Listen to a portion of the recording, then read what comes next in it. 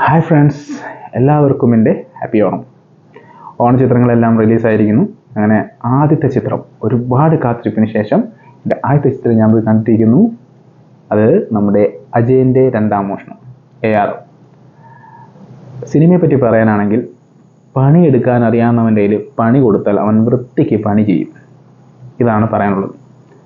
ഇതിൻ്റെ captain of the ship Jithin Lal പൊന്നണ്ണ സൂപ്പറായിട്ട് എടുത്തു വെച്ചിട്ടുണ്ട്. ഇതിനകത്ത് ഓരോ കാര്യങ്ങളും നമ്മൾ എൻഗേജ് ചെയ്യുന്ന കാര്യങ്ങളായിട്ട് കൊണ്ടുപോകുന്നത് നമ്മൾ അത്ര ഗംഭീരമായിട്ട് നമ്മൾ ഇതിലെ ഓരോ സീനും നമ്മൾ ആസ്വദിക്കാൻ പറ്റുന്നുണ്ട്.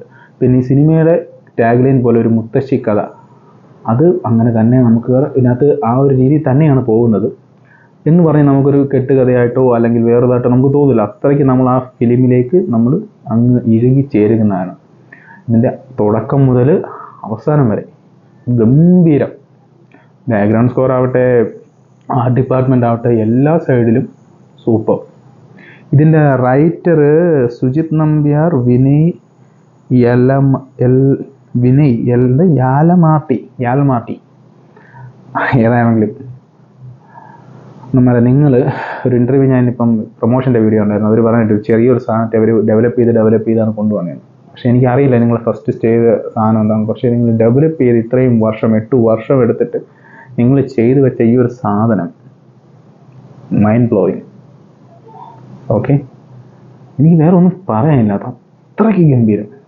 ആർട്ട് സൈഡാണെങ്കിലും ഡയറക്ടോറിയൽ സൈഡാണെങ്കിലും മെയിൻ സാധനം നമ്മൾ സമ്മതിച്ചു കൊടുക്കേണ്ടത് ടോവിനോയാണ്. ടോവിനോയുടെ ഹാർഡ് വർക്ക് നമുക്ക് വ്യക്തവും കറക്റ്റായിട്ട് നമുക്കിത് മനസ്സിലാവും.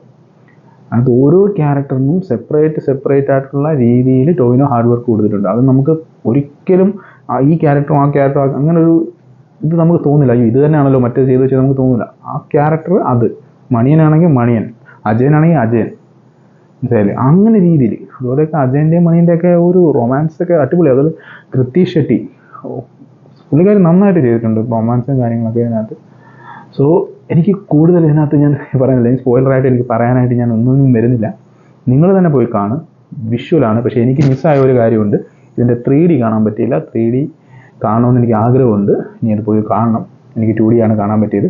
പക്ഷേ നിങ്ങൾ തീർച്ചയായും പോയി കാണണം. ഓണം ബാക്കിയുള്ള പടങ്ങൾ ഞാൻ കാണുന്നുണ്ട്. ഓണം ഇപ്പം എനിക്ക് പറയാനുള്ളത് AR the top, the best.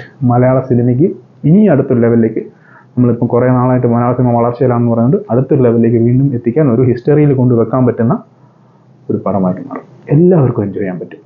Okay, എല്ലാവരും പോയി കാണുക. ബൈ.